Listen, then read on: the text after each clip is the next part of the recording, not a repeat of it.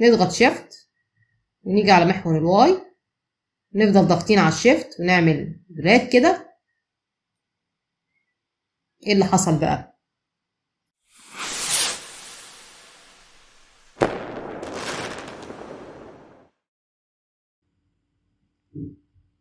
بسم الله الرحمن الرحيم. في الفيديو ده هنتعرف مع بعض على أهم التحديثات اللي موجودة في ماكس 2023. أول تحديث موجود معانا هو الأوتو باك. كلنا معرضين واحنا بنشتغل على برنامج ال 3D Max إن الملف ممكن يقف مننا فجأة أو ينطفي فجأة ونيجي نفتحه تاني نلاقيه مش شغال. فطبعا الأوتو باك ده بيساعدنا إن احنا نقدر إن احنا نسترجع الملف بتاعنا تاني. طيب ما الأوتو باك ده كان موجود قبل كده، لكن المرة دي موجود بطريقة جديدة. بمعنى إيه؟ أنا بمجرد ما بفتح شاشة الماكس 2023 بلاقي عندي الجزء ده. في الأول أنا بلاقيه كان موجود هنا، تمام؟ أنا شيلته من هنا كده وحطيته هنا، تمام؟ بلاقي الجزء ده بتاع الأوتو باك ده متفعل من تلقاء نفسه. بمجرد ما شاشة الماكس بتتفتح هو بيكون متفعل، وبيكون جنبيه دايرة عليها علامة صح. المفروض الدايرة دي بيبقى فيها عد تنازلي لوقت معين بيعمل فيه الماكس أوتو باك للشغل بتاعي، تمام؟ طيب بيبقى فيه هنا زي رقم كده. فين الرقم ده؟ مش موجود دلوقتي، علشان الرقم ده مش هيظهر إلا مع بداية أول شغلي على الفيو بورت في الماكس. بمجرد ما هعمل مثلا كده، لو مثلا أنا دلوقتي هبتدي أشتغل، تمام؟ خلوا عينيكم على المؤشر اللي فوق ده وأنا بشتغل. بمجرد ما هبتدي أرسم في ال 3D Max هتلاقوه بدأ يكتب 15 وهي 15 دقيقة، وفي كده إيه تايمر. التايمر ده بقدر ان انا اعمل منه ريست للوقت بتاعي من الاول. طب هو بيعد ايه؟ هو هيفضل طول ما انا بشتغل يعد 15 دقيقة. اول ما يخلصوا بيعمل سيف للفايل بتاعي بطريقة تلقائية. طيب ايه الجديد بقى في الاوتو باك؟ لو انا جيت ضغطت هنا رايت كليك على العلامة بتاعته هيتفتح لي القايمة دي. القايمة دي اللي احنا كنا بنجيبها من Customize Preference، تمام؟ نفس القايمة، لكن أنا هختار هنا Files، تمام؟ هيطلع لي نفس القايمة بتاعتي اللي من هنا. طيب خلينا نفتح معانا الماكس 2020 مثلا، أي نسخة قديمة، واختار برضو Preference واختار الفايلز. نصغر ده كده،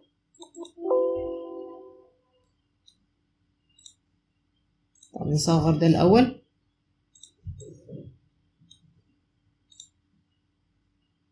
نضغط تاني على Customize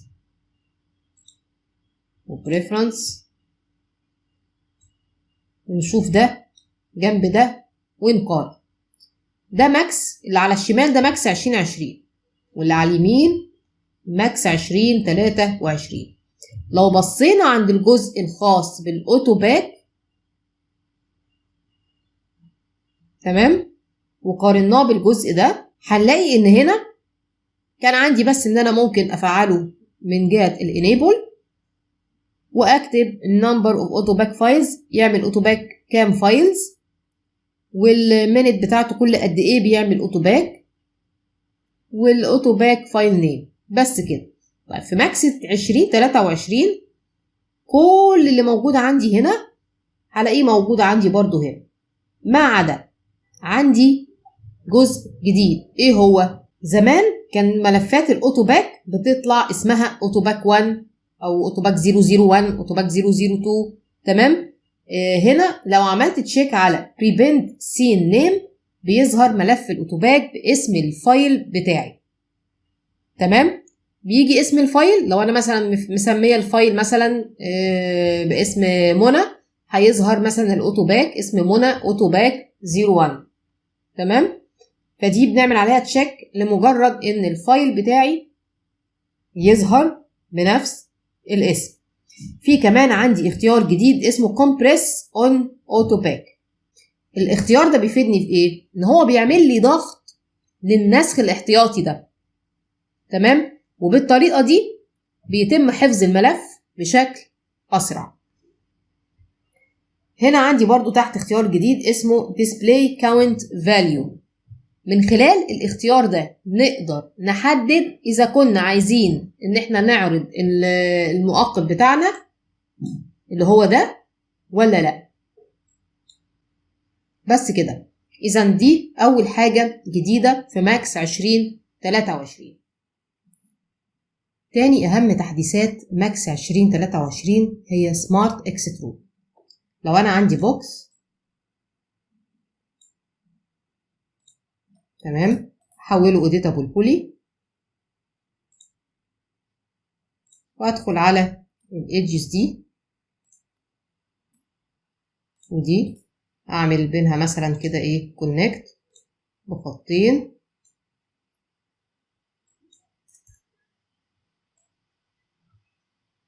تمام، وبعدين اعمل كونكت تاني خطين تانيين،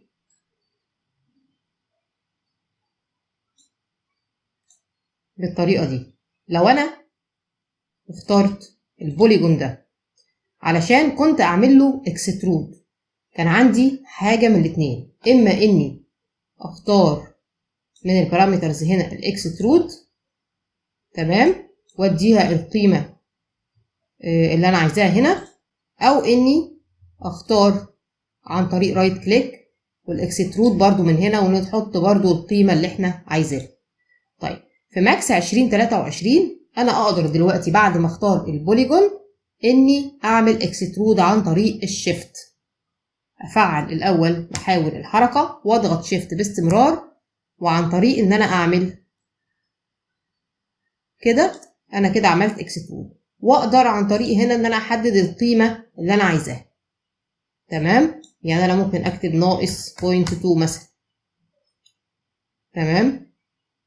نرجعها تاني زي ما كانت. طيب خلينا نرجع ده كده تاني. لو انا عملت الاكسترود بالطريقة العادية من هنا، مفيش اي اختلاف بينه وبين السمارت اكسترود لحد دلوقتي، غير انه طريقة اسرع واسهل. طيب لو انا عكست اتجاه الاكسترود في الاتجاه التاني، طيب لو انا مثلا خليتها ناقص نص مثلا، راحت في الاتجاه المعاكس،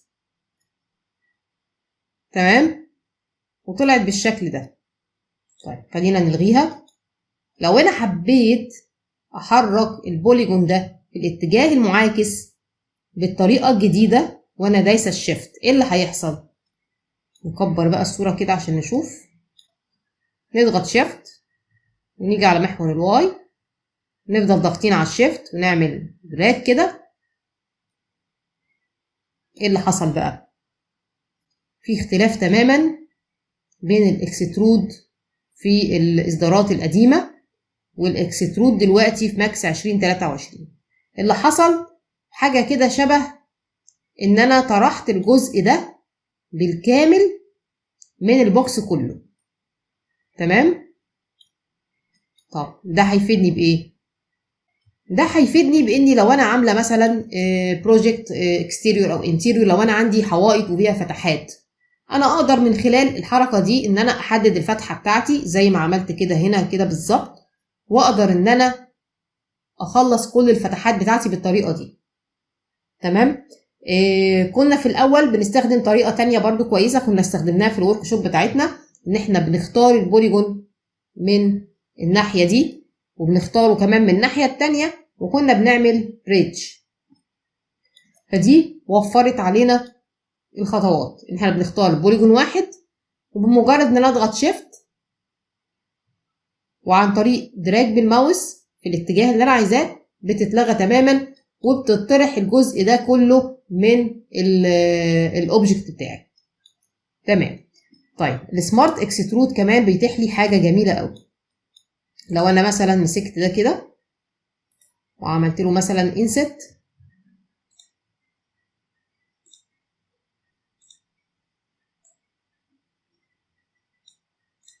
مثلا، واخترت الجزء ده ودوست شيفت وطلعت كده، طب طلعت حبه كمان، شال لي كل البوليجونز اللي هنا. طب لو اخترت دي ومشيت بيها كده، شايفين ايه اللي حصل؟ تمام. لو اخترت البوليجون ده وطلعت بيه كده، لو اخترت ده وطلعت بيه كده، وده وطلعت بيه كده، تمام.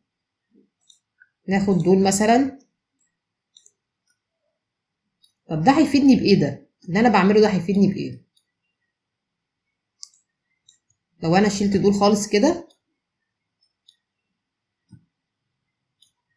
اللي انا بعمله ده انا هستفيد منه في ايه؟ هستفيد منه ممكن وانا بعمل مثلا البلان، لما اجي ادخل بلان من الاوتوكاد للفوتوشوب، هستفيد ان انا ممكن اعمل بوكس بالطريقه دي مثلا. نيجي مثلا على التوب من هنا كده، انا هعمل بوكس كده كأنها حيطة، تمام. وهمسك البوليجون ده نحوله الاول اديتابل بولي، همسك البوليجون ده مثلا كده واضغط شيفت واحرك، مثلا دي هتبقى بقيمة الفتحة بتاعت الشباك، بشيل ايدي واضغط تاني شيفت وافضل دايسة واحرك تاني، تمام. افضل دايسة على الشيفت واحرك تاني كده، تديني مثلا كده سمك الحيطة اللي بعدها، اضغط شيفت تاني وافضل دايسة واحرك كده، تمام. اذا دي ممكن تساعدني باني اعمل الحوايط. نختار مثلا البوليجونز اللي فوق ده اهي واطلع كده، ممكن بقى ساعتها اختار البوليجون دي، مش هختار بقى اللي في اليمة التانية واعمل بريدج، لا دلوقتي بقت بتتعمل على طول، بنضغط شيفت واسحب كده، خلاص انا فتحت الفتحة بتاعتي. يبقى ده اللي انا ممكن استفيده من الميزة الجديدة في الاكسترود في 2023. ثالث حاجة مهمة في التحديث بتاع ال 3D Max هو الوركينج بيفوت. تعالوا نرسم بوكس تاني كده، حوله برضو اديتابل بولي، تمام. همسك الفيرتكس دي كده احركها كده شوية عشان نميل الوش ده. طيب ايه بقى الوركينج بيفوت دي؟ بصوا بقى، احنا علشان كنا نرسم حاجة على الوجه المايل ده مثلا، او على اي وجه حتى في البوكس ده، كنا بنعمل ايه؟ شيب مثلا هنرسمه، نرسم مثلا دايرة، عشان ارسم الدايرة كنت باجي اقف عليه كده الاقيها اترسمت على الجريد، صح؟ لما كنت عايزة ارسمها هنا بنعمل اوتو جريد، ونيجي هنا نقوم راسمين كده، هنلاقي الماكس كأنه عمل لنا جريد جديدة ورسمناها كده كده، خلاص اترسمت اهي، صح؟ طيب خلينا نمسح ده. الجديد بقى هنا ايه؟ تعالوا ندخل كده على قائمة تولز، هلاقي حاجة اسمها سناب وركينج بيفوت تولز، هتطلع لي القائمة دي، اضغط ليفت كليك على الخطوط اللي فوق دي عشان تبقى ثابتة معانا. لو انا اخترت البوكس هلاقي الاختيارات دي اتفعلت. طبعا كلنا عارفين ايه هي نقطة البيفوت. لو انا اخترت بليس وركينج بيفوت ده معناه ايه؟ هلاقي المحاور بتاعتي شكلها اتغير، تمام كده، وفي خط اخضر كده ماشي مع حركة الماوس، وفي كده زي مربع صغير. لو انا جيت هنا ضغطت ليفت كليك باستمرار واتحركت كده، هلاقي ان محور الزد معايا ثابت ومحور الاكس والواي بيتحركوا معايا، اقدر ان انا اثبتهم في اي مكان انا عايزاه. ضغطنا تاني بليس وركينج. لو انا ضغطت هنا كده خلاص، اضغط تاني بليس وركينج، هلاقي هنا في نقطة في نص الخط اللي فوق اقدر ان انا البيفوت فيها. هنا مثلا اضغط تاني اقدر احطها هنا، اضغط تاني اقدر احطها في النص، واقدر احطها هنا. بنقدر نحطها في اي مكان احنا عايزين. فرضا ان انا هحطها مثلا في النص، ده بيتيح لي ايه؟ ان انا ارسم على الوجه المائل ده من غير ما افعل الاوتو جريد. بس في جريد تانية احنا هنعملها. هنيجي هنا نبص تحت هنلاقي create grade from working pivot، يعني معناها اعمل لي جريد على الوركينج بيفوت اللي انا عاملاها دي. لو انا ضغطت عليها كده هلاقيه رسم لي جريد جديدة. اقدر ساعتها اني ادخل هنا ارسم مثلا لاين. لو فعلت السناب اتاكد ان السناب بتاع جريد متفعله، اقدر ان انا ارسم شكل كده، اي شكل انا هرسمه هيتحط على الوجه المائل اللي عندي ده. الدايره مثلا هاجي مثلا اقف هنا كده كده اترسمت بسهوله جدا. عشان الغي دي هاجي كده اختار الجريد تمام واعمل لها ديليت. طب عشان ارجع نقطه البيفوت تاني زي ما كانت، لو انا كنت مثلا مغيراها بنضغط ريسيت وركينج بيفوت. خلاص كده المحاور رجعت زي ما كانت. دي تالت حاجه جديده معايا في 3 دي ماكس. القايمه دي في مكان تاني برضو ليها. لو انا جيت ضغطت هنا رايت كليك هلاقي فيه هنا حاجه اسمها سناب وركينج بيفوت تولز. لو ضغطت عليها هتطلع لي التولز بتاعتها.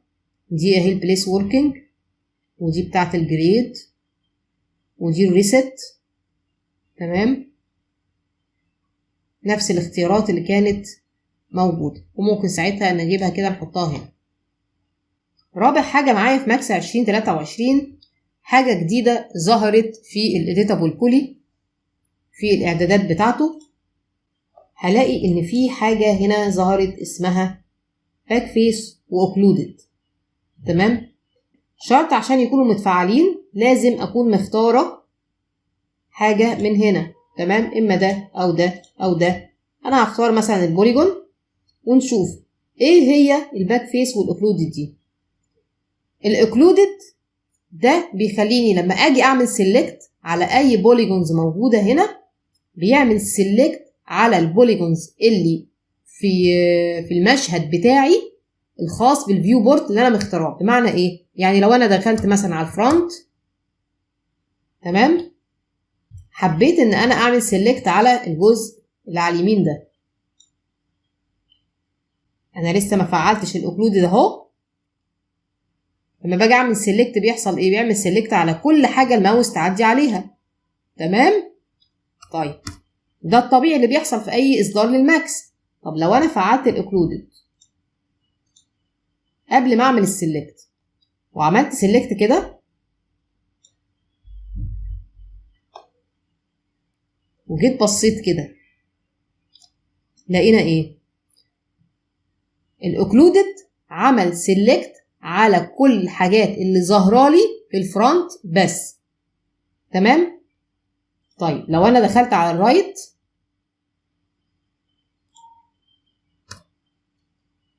وعملت سيلكت تاني كده، اذا هو اختار لي كل اللي موجود في الفيو بورت بتاع الرايت. لو انا اتحركت كده هلاقيه ما اختارش الحاجات اللي ورا.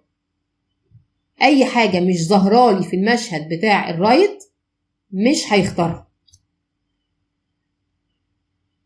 يبقى دي طريقه جديده في عمل السيلكت في الاديتابل بولي. طب بالنسبه للباك فيس، الباك فيس لو انا مثلا على الفرونت كده، لو انا اخترت كده ايه اللي هيحصل؟ تعالوا نشوف كده. اختار كله بس ما عدا الحاجات اللي في الخلفيه. اي حاجه في الخلفيه ما اختارهاش. لو دخلت على الباك كده هلاقي ان الحاجات اللي مختارها اللي هي من فوق دي اللي هي الحاجات اللي باينة من الجهة التانية، انما اي حاجة في الباك مش مختارها. طب انا الحاجات دي هستفيد بيها في ايه؟ لو انا مثلا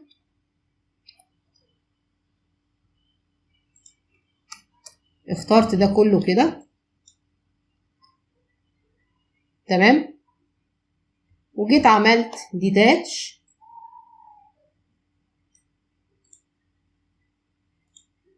للي انا مختاراه